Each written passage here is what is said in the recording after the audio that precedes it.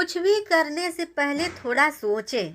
एक युवक ने शादी के कुछ साल बाद पिता से कहा कि वह विदेश जाकर व्यापार करना चाहता है।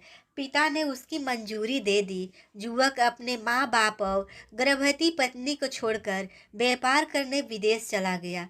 उसने विदेश में कड़ी मेहनत की और धन कमाया और बहुत अमीर सेठ बन गया। लगभग 15 वर्ष धन कमाने में बीत गए तो उसे वापस घर लौटने की इच्छा हुई। पत्नी को पत्र लिखकर उसने आने की सूचना दी और जहाज में बैठ गया। वह सेठ कुछ दिनों बाद अपने नगर पहुंचा। नगर में एक चौराहे पर ही उसने देखा कि एक व्यक्ति एक बोर्ड के साथ खड़ा था। उस बोर्ड पर उसने लिख रखा था, बेशकीमती ज्ञान के सूत्र। सेठ ने उस व्यक्ति के पास जाकर पता किया तो उसने बताया कि मैं बेशकीमती ज्ञान के सूत्र बेच रहा हूँ। तो सेठ बोला, ठीक है, एक सूत्र मुझे भी दे दो। वह आदमी बोला, मेरे हर ज्ञान सूत्र की कीमत 100 स्वर्ण मुद्राएं है। सेठ को यह सौदा महंगा तो लगा, लेकिन उसने एक ज्ञान सूत्र खरीद लिया। उस व्यक्ति ने सेठ को ज्ञान सूत्र दे दिया। कोई भी कार्य करने से पहले 2 मिनट रुक कर सोच लेना। सेठ ने वह सूत्र अपनी डायरी में लिख लिया। सेठ को अपने घर पहुंचते पहुंचते रात हो गई। सेठ ने सोचा कि इतने सालों बाद लौटा हूँ तो क्यों ना सीधे पत्नी के पास पहुंचकर उसे सरप्राइज दूं। घर के चौकीदारों को इशारे से अंदर कुछ भी कहने से मना कर दिया और सीधे पत्नी के कमरे में गया। वहां का नज़ारा देखकर वह चौंक गया। उसने देखा कि उसकी पत्नी के साथ एक युवक सोया हुआ था। यह देखकर सेठ गुस्से से आग बबूला हो गया। वह सोचने लगा कि मैं परदेश में उसकी चिंता करता रहा और वह यहाँ अन्य पुरुष के साथ सो रही है। आज मैं इन दोनों को जिंदा नहीं छोड़ूंगा।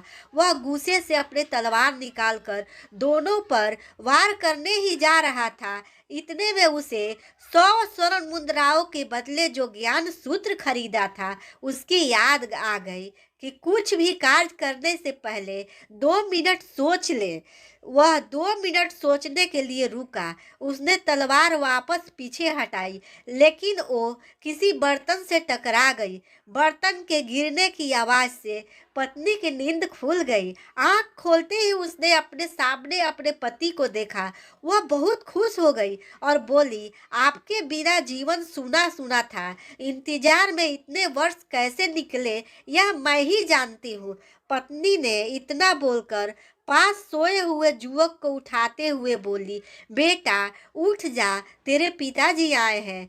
युवक उठकर जैसे ही पिता को प्रणाम करने को झुका तो माथे की पगड़ी सेठ के पैरों में गिर गई। उसके लंबे बाल बिखर गए।